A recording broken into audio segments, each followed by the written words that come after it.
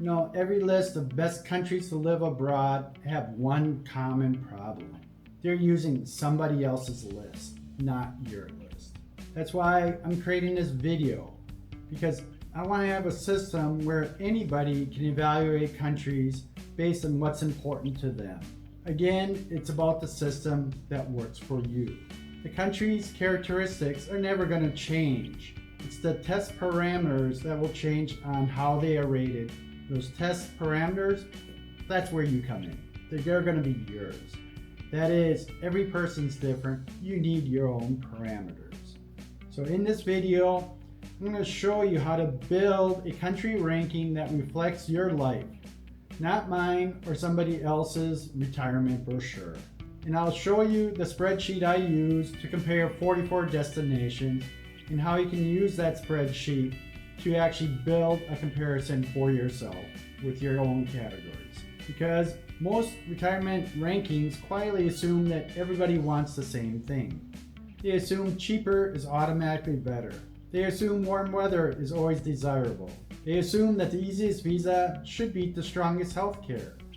But a beach lover, a mountain hiker, and somebody managing serious medical conditions should not have the same top 5. Also, a country can be excellent to visit and still be completely wrong for somebody to live there. So the real question is not what is the best country. The question is what country best supports the life you actually want to live. My system, it has one rule that keeps the numbers honest. And that is the overall score is going to rate the country. But the weight for each category, that's going to be what's important to you, as well as the categories that you're going to be evaluating. Because the score asks how well a country performs in a category using the same basic yardstick for every destination. That's the important. The weight for each category, that's how much the category matters to the person's scorecard. Suppose affordability is extremely important to you and you give it a higher weight. You score the country honestly. Essentially, do not change the country to fit your preference. Change the weight of how you're scoring it for what is important to you. With my spreadsheet, I actually have 8 categories, essentially 8 tests. 6 are broad tests that almost everyone should consider when you're looking at a life abroad to examine. And 2 are somewhat personal to me. So let's take a look at what I use. First, there's visa and residency. Can I stay long enough for the country to become part of my life? And is there a legal pathway that's realistic and affordable to stay there long term? Why? Because a dream country you cannot legally remain in, well, that's just a vacation. Second is community. Can I build a real circle of friends beyond temporary tourists or just the expat bubble? What that means is, will I find a connection or just better scenery for loneliness? Third test is cost. That means, can I live well there, not just survive cheaply? Plus, cost can't be viewed in isolation, because if a country's miserable and it's cheap, well, then it's just affordable misery. Fourth category, that's safety. Do you need to alter your life to feel safe there? Safety is not just theft, it also is traffic, scams, political stability, and whether I can move around without constantly looking over my shoulder. That's a big one. It's not the headlines, it's essentially your daily risk that you're going to live with from day to day. Fifth category, that's healthcare. Could I get blood work, see a specialist, and receive a follow-up within a month? Another way to look at it is, how quickly do you get to the hospital? If it takes you an hour plus to get to a good hospital and you're having a cardiac event, that might be the end of you. You have to consider those things. And me, I'm 61. My body, well, let's just say it started submitting its own amendments to this itinerary. Therefore, healthcare is not an optional category. Sixth test, that is daily rhythm. That's probably one of the hardest ones to judge without actually being there. But that is your daily life test. How easy is it to get groceries? What's the noise? Do dogs bark through the night, or is it a quiet neighborhood? How is traffic? Does it take you 3 hours to get across town? Walkability. Do you have good sidewalks, or are sidewalks used as parking lots that force you onto busy streets? Is there housing that you can afford? And bureaucracy, because we will be foreigners living in somebody else's country, We have to go in, get our visa stamped. Will that take forever, or can we get it processed very quickly? I like to say, can my nervous system settle there on an ordinary Tuesday? Then I added actually 2 additional tests that are specific to me. So my 7th test is, can I lead an active life in that location or that country? I want hiking. I want motorcycle routes. I want terrain. I don't want flat, because I'm not retiring from life. I'm retiring towards it. And the last item on my list, well, that's weather. I know I enjoy cooler, more temperate conditions, and I scored it appropriate. So the takeaway is, include as many or as few categories that are important to you,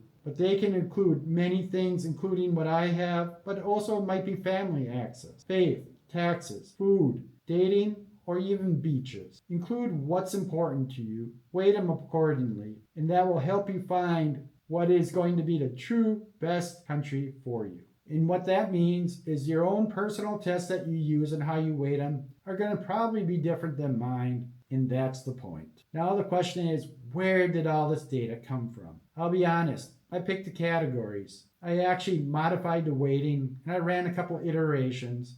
For example, climate, I did not have that in my initial test, and I thought about it, and I said it's important to me, so I added it to it. But as far as compiling the data, I actually used AI. I instructed it as far as what categories I have, as far as climate, what's important to me, as far as activities, what are important to me. It gathered the data and populated the chart based on what I specified. But the takeaway is that AI, use it to help you process the information, but make sure you have your own categories, your own weights, specific instructions as far as how they should be graded. Because research supports a hypothesis, but the only way to really know how a country will be is actually living there. Let's take a closer look at the spreadsheet and how it actually evaluates things. As far as what did I use? I'm going to use the Philippines because that's the first country I'm going to visit. And you need to remember, my evaluation, temperate climate's important to me.